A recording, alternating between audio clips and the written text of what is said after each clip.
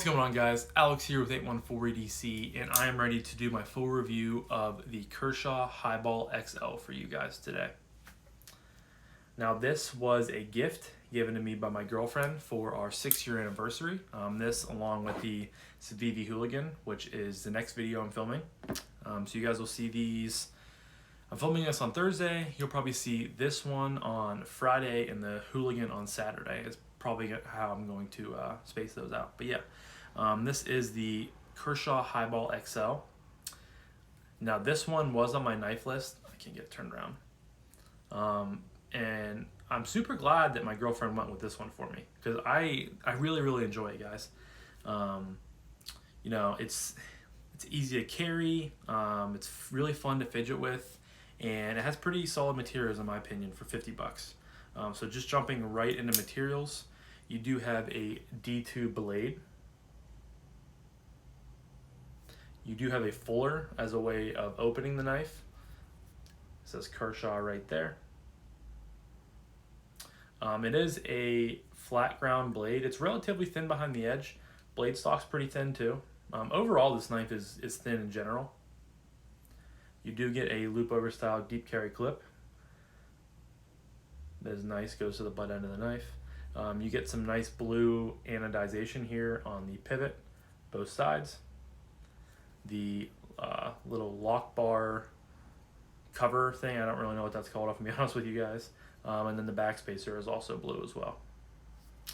The handle scales are aluminum, or no, they're stainless steel. They're just stainless steel, but they're relatively light. You do have there's no skeletonization going on, so these are you know, full slabs of stainless steel, but it's relatively light for what it is.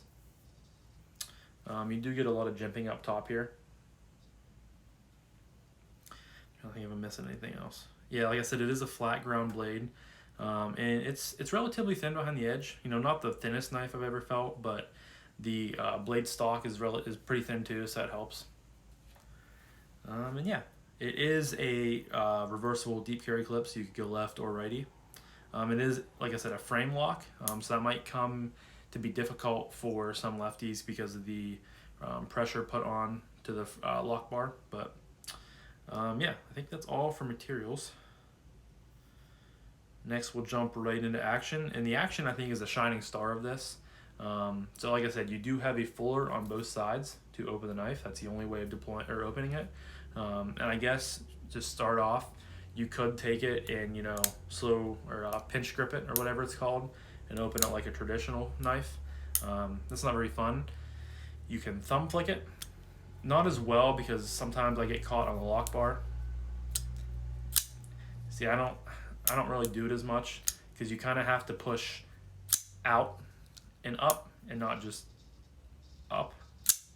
I mean, it'll work. Not my, you know, best way of deploying it. To me, the real joy is the middle finger flick. This thing middle finger flicks like an absolute dream, guys.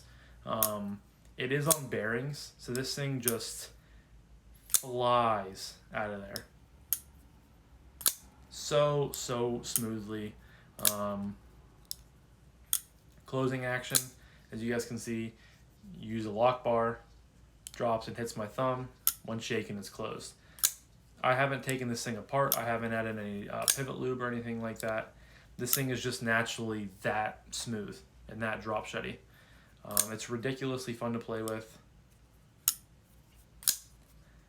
I've hit my, you know, I tear my thumb up on there pretty frequently whenever I play with it for a while. But it's that fun to play with, guys. It really is. Definitely one of my most fidget-friendly knives that I have in the collection, and I've only had it for a month, and it's, you know, it's just so fun. Has good sounds. Just like, honestly, probably a top 3 or 4 middle finger flick knife for me. Awesome. Love it. And that's why I don't really do the thumb flicks, because you just can't. It's hard with a fuller. I think fullers are really, you know, I mean, you can, but I think fullers work best with a middle finger flick, just because you can get your nail in there and just rocket it right out. See, I need to quit doing that. You can slow roll it out too, but it's a little hard because you have the lock bar pressure back there. Yeah, guys, with that, I mean, for $50, Kershaw knocked it out of the park with this one, for sure. Yeah, action is phenomenal, for me at least. Next up is Ergos? Ergos? I'm trying to think of what Ergos or Ergos, yeah. I'm having a brain fart, guys. And the Ergos are really well done, too. This is a super thin knife, and it fits my hand very, very well. I can get 4 fingers on there. You kind of have this little choke up point right here. It's almost like a flat choil. It's a little too small for my fingers, but you could use it if you're doing real precise cuts. But it kind of has like this natural finger groove right here, and it sweeps up towards the back and it tapers off. But my pointer finger falls in there real well, and I can get a really, secure grip on there. The jimping is really well done. It's not very aggressive. It's very fine jimping, and it feels really nice on the thumb whenever you're in a saber grip. Even a hammer grip's nice, but I do saber grip most of the time. And it's super, super comfortable. Stainless steel, the liners or the scales are all nicely contoured. They're tapered well. There's no sharp things on it at all. Hot spot, the pot clip does stand up off the scale a little bit, but when I'm in my grip, I can't feel it too much. It kind of falls into my one like knuckle crevice back here. That's kind of a weird term, but that's how I'm using it to describe it. And it's really comfortable. The blade is very usable. It's just a nice simple drop point blade. Has a nice big swooping belly right here. And you can do a lot of work with this. Now obviously I don't use my knives hard that much, but the use that I have done this with, opening packages, I've taken down a few cardboard boxes with it. I did carry it to work one time, but I did get a little bit of rusting in the fuller area. Even though I did spray it with EDCI, I just sweat real bad in the summer. I think it's because I had it and I mowed grass with it all day, and I keep my knives in my back right pocket, so it kept a lot of the moisture and the humidity from my ass against the lawnmower seat in there. So that's why I think I got a little bit of rust. I got most of it out, but I think fullers in general just happen to collect a gunk a little bit easier than holes, just because the crevices and stuff like that. But that's a little off topic, but Ergos are very, very well done. Super comfortable, super usable, just a real joy to carry and to use. And that takes me to my next category, and that is carry. And I didn't get that. Could you try again? Sorry, Siri wanted to interrupt my video. And carry is super well done too, guys. You get a really nice loop over style deep carry clip here that goes pretty much to the butt end of the knife, and this thing is ridiculously thin, really lightweight, even though there's no milling on the liners or scales, but it carries really, really well. It sits in your pocket. You don't have a flipper tab or anything right here to hit your hand or anything like that. It's all smoothly contoured, nicely done. Yeah, carries really, really well, guys. No complaints at all. I haven't carried it a ton because I got a lot of new knives in right after I got this, but I have carried it mostly in my back right pocket because, like I said, in the short weather, I don't like to carry knives in my front right pocket because shorts have pockets on angles, jeans have pockets that go straight up and down, and I prefer these straight up and down carries. So I haven't carried it much at all, on my front right pocket. But as soon as it gets cold out, which hopefully within the next month or two it does, I will definitely start carrying this up front where my knives go in my jeans. So carries well. Ergos are well done. Materials are well done.